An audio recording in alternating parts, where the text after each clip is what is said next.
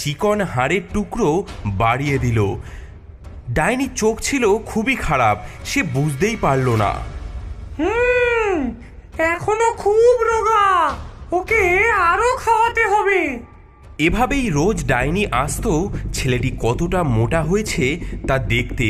এদিকে ছেলেটিও চালাকির সঙ্গে সেই হাড়ের টুকরো সেই ডাইনিকে দেখাতো। এভাবেই 1 সপ্তাহ পার হয়ে গেল। ডাইনি ক্রমশ অধৈর্য হয়ে পড়ল।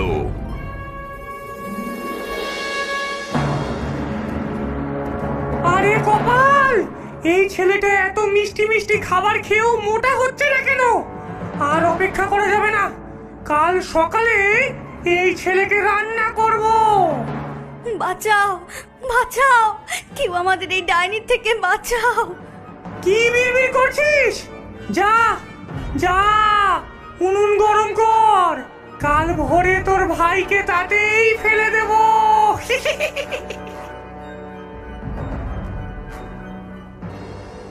ভাই, ভাই, বড্ড বড় বিপদ।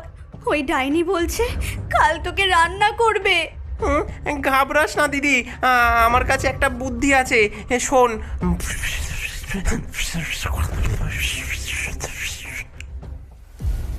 এই মেয়ে, উনুন গরম হয়েছে? আগুন ভালো করে জ্বালিয়েছিলিস? হ্যাঁ দিদিমণি, আগুন জ্বলছে, কিন্তু উনুনের ভিতর কেমন গরম হয়েছে তা তো আমি বুঝতে পারছি না। কিন্তু এই উনুনের ভিতর আমি ঢুকবো কি করে? কি বোকা মেয়ে রে বাবা, এটাও জানিস না? দেখ